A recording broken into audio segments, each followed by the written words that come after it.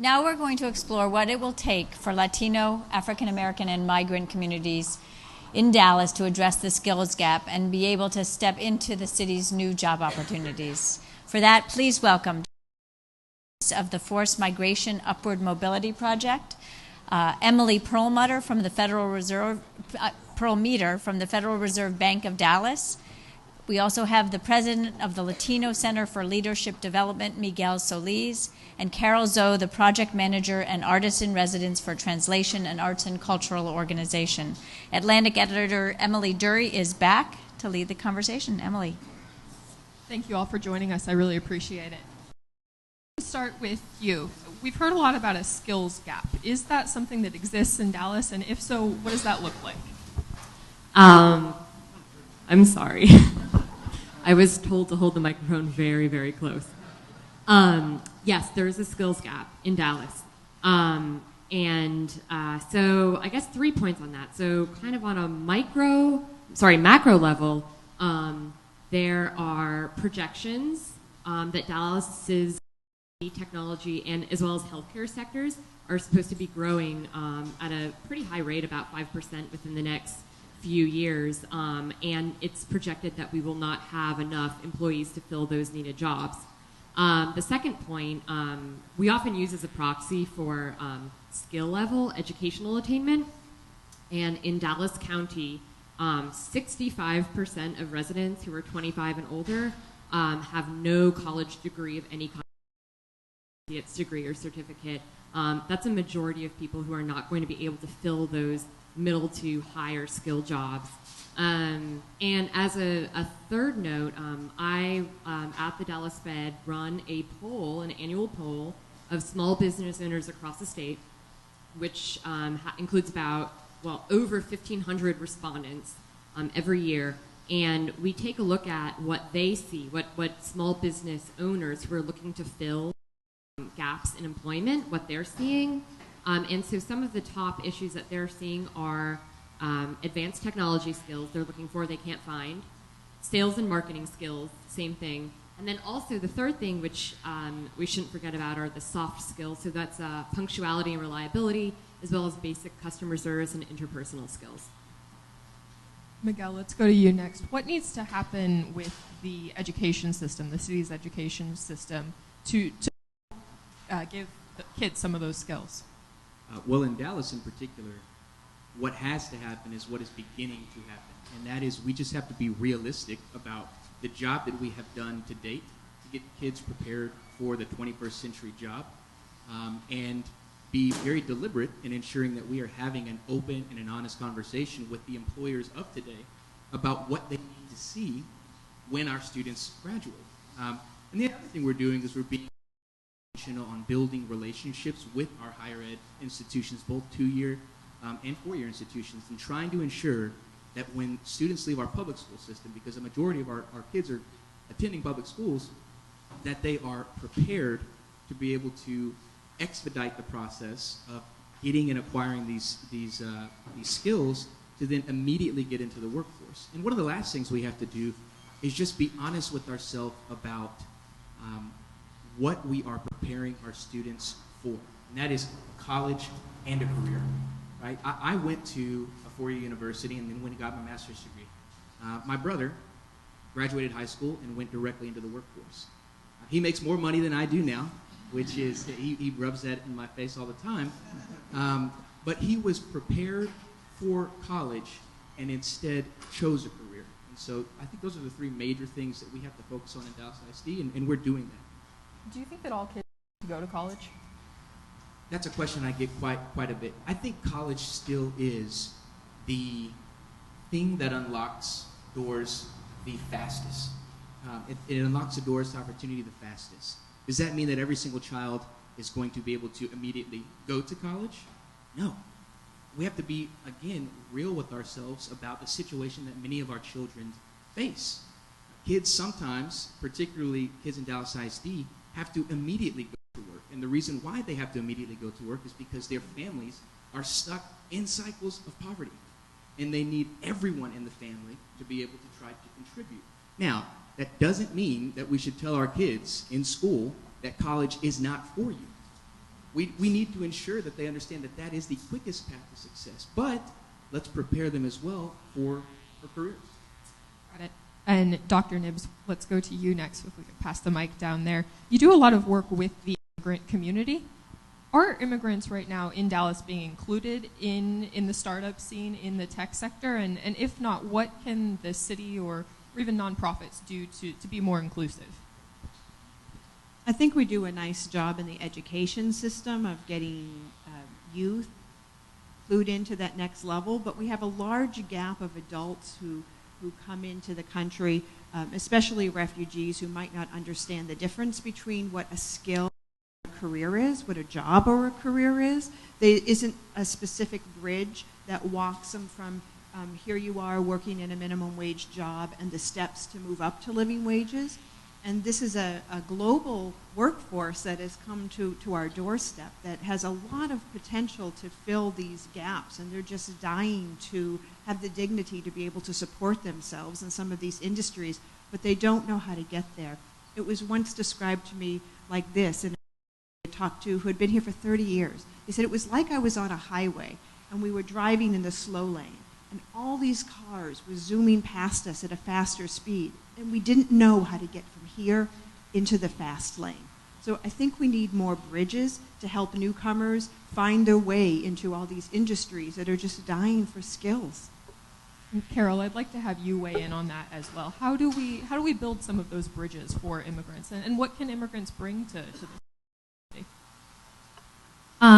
So Faith and I were talking about this before our panel, and we were talking about this idea of the career ladder that's been floated in earlier panels, and how the ladder looks really different when you're looking at it from down here versus when you're looking at it from up here. And a lot of us are up here on the career ladder to the point where we don't understand the challenges of people who are looking at it from down here. So when I work with our community members, it's not just that they don't have a job, it's the fact that they don't have childcare in order so that they can have a 2-earner household. It's the fact that they come from countries where they don't drive, and learning to drive is such a huge obstacle for them. And a lot of people, they get placed into factory jobs in which they need to work 12-hour days in Plano at a cell phone factory, or at Tyson or at Toyota, and they don't have that time to really look at career planning. So I think a key part of understanding how to build more middle skill workers is to rebuild the ladder to include all of these challenges that people face. I think that our community has a great wealth of knowledge and skills. A lot of people come to the United States, have degrees and career experience in their own home country, and oftentimes that experience doesn't get recognized, and we don't have the sort of policy or infrastructure to really move them into a similar position here. And then Emily, if we could have you talk about some of the challenges, and in particular access to credit. I know that there's an issue there. That's right. So some of the challenges within, I think it's absolutely true that foreign-born population has a different set of challenges. By one measure, we have a huge number of immigrants who self-answer that they don't have strong English proficiency, and we know that that's a huge problem for the job market. The second thing is that unfortunately research has shown that there is a bit of an accent penalty in the labor market, and that that's just a really tough issue when employers kind of hear someone with an accent, and maybe it's not overt discrimination, but maybe it's somewhere in there that they're just not sure that this is the right person for, let's say, a customer service position. The issues with access to credit and capital, we see a lot with our small businesses in Dallas and Texas as a whole. A lot of the times people don't know how to put together a good business plan. So when they approach a banker for a loan, maybe they need a little bit extra help putting together a strong business plan to make that pitch. We also know that research has shown that minority communities and women who start their own businesses, they perceive issues of access to capital a little bit differently. They report in our survey that that's actually a stronger issue for them than talent, than finding the right employees. They're much more likely, about twice as likely, to rely on their own personal savings rather than to seek out access to credit. And a lot of the times, they don't even apply because they're afraid that they're going to be rejected flat out. And so that's a huge issue. Miguel, is that something that you run into at your center as well, access to credit? It is, but from an education standpoint, from a Dallas ISD standpoint, I actually want to touch on something that you just mentioned on this implicit. Perhaps there's just an implicit hidden bias. In Dallas ISD, we have 100,000 children. 72% are Latino.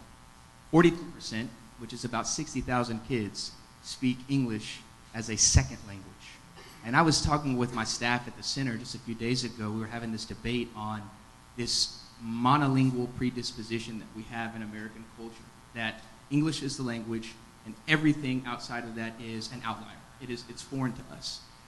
In Dallas ISD, we have to get better very fast at ensuring that our kids, particularly our immigrant population that is growing in an exponential and a rapid fashion, are prepared to be successful both in college and in a career.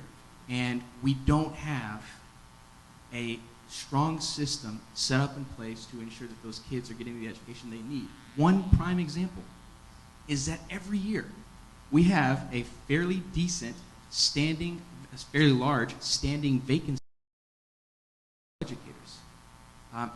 Because there is no human capital pipeline in place to ensure that our bilingual students have the teachers that they need. So we need to be innovative in Dallas ISD. We are beginning to understand that this is not just a basic problem.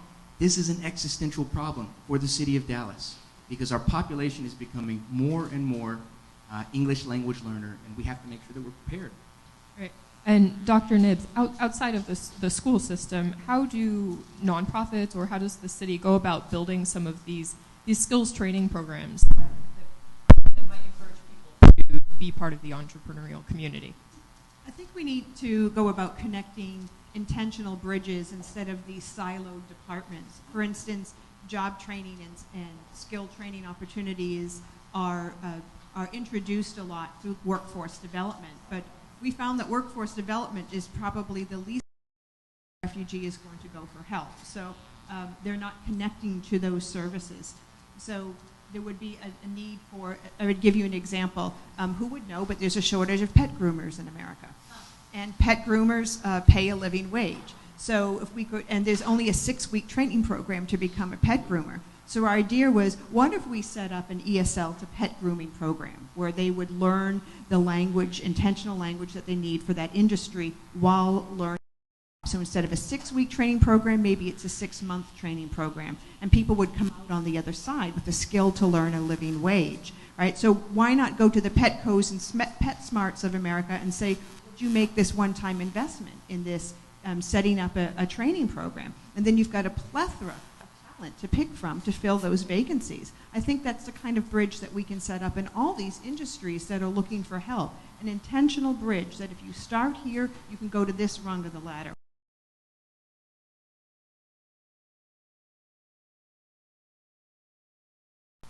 And then, Carol, do you think that entrepreneurship can be a way to preserve culture or preserve language, and what does that look like?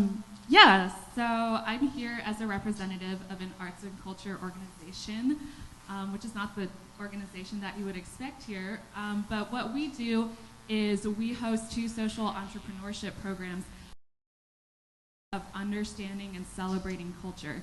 So we have an artisan program that connects neighborhood artisans to markets and to online markets to sell their craft. And we also have a food handler training program that trains our community chefs. We're working with 5 chefs right now to really celebrate and bring the taste of Iraq or Eritrea or Mexico to people in Dallas. Are a part of culture. But our attitude is that culture is also a source of entrepreneurship. So people can sell their crafts, people can sell their food, And they can do that while at the same time building community, building awareness about who they are, and really retaining their own cultural traditions. Got it. And then maybe we can have each of you weigh in on this, but do businesses need to step forward and assist in closing this skills gap? Who wants to go first? Well, you know, the good thing about Dallas, and I think you've kind of gotten this both from the mayor and the last couple of panels, is that the business community has been sort of a central player in getting Dallas to where it is today, and it recognizes that it needs to continue to be a central player. So I had the opportunity to sit in with the Dallas Regional Chamber as they went through their next 5-year strategic planning process. And at the heart of what they want to do is ensure that this skills gap is closed. And they understand that the public school system and private schools play a critical role, and so they at the table in many ways leading the conversation about how to do just that. And are they offering training programs or? So right now, their Director of Public Policy and Education Policy and our staff are being very strategic on exactly what we need, the type of programs, and again, the curriculum, as I've mentioned earlier, we need to be providing in Dallas ISD to ensure that these kids are ready. And so they are helpful in both helping us shape the curriculum, but then also bringing partners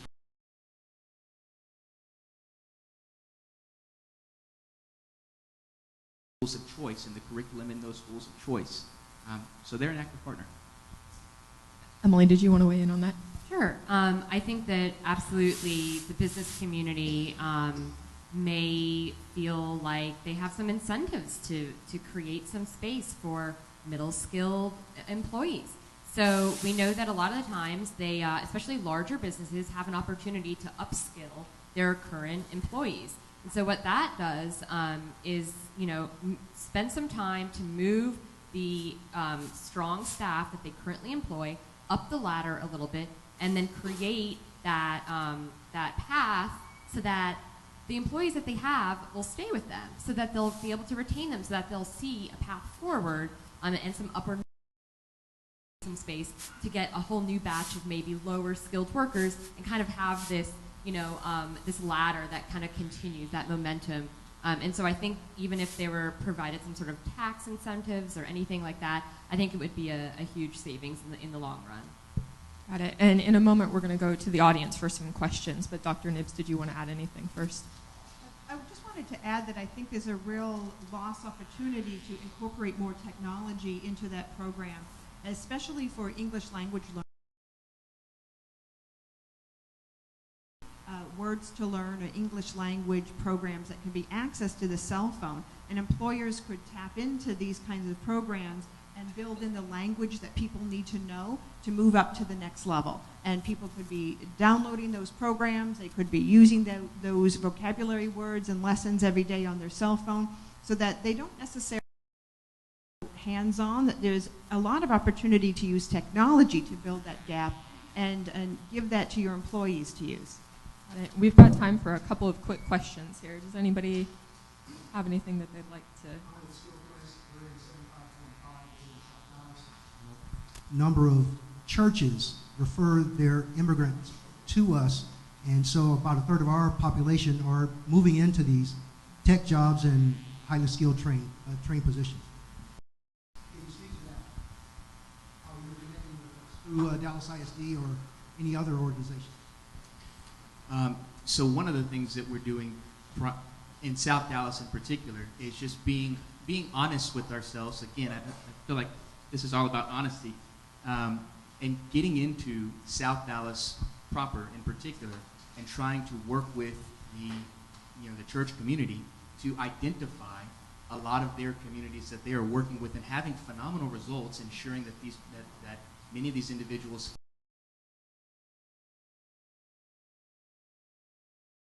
light at the end of the tunnel, that the American dream is as real for them as it is for people that have been here. So we know that we need to continue to try to build those bridges through the church, and I know our superintendent currently is actively doing that by bringing in a lot of the pastors in South Dallas and trying to figure out how do we work with you to get to some of our underrepresented populations. probably got time for one more quick question, if anybody's got one.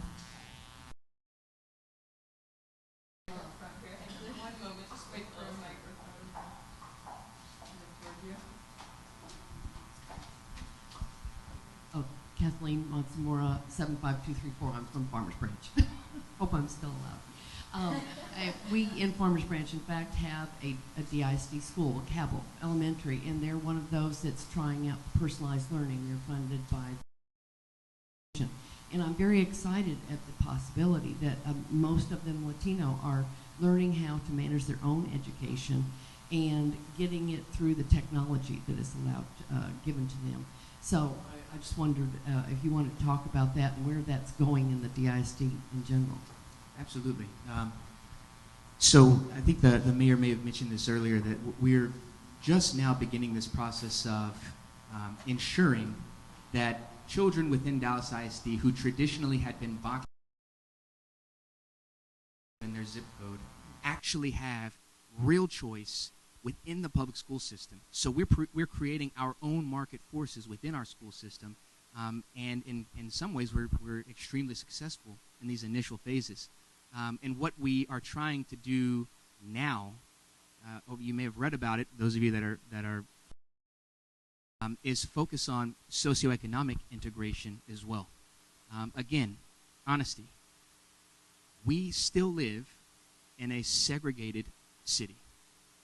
And we live that way because of housing policies and school policies, and the blame can go around and it can be shared by a lot. So let's be honest with ourselves. So what we're doing now is trying to all across our city have real choice within the public school system, and personalized learning is one of many new endeavors that we are creating to ensure that that choice is not just, this words, but actual action. And unfortunately, we've got to stop there and move to the next panel, but I'll hand it back to Margaret. Thank you all very much for joining us.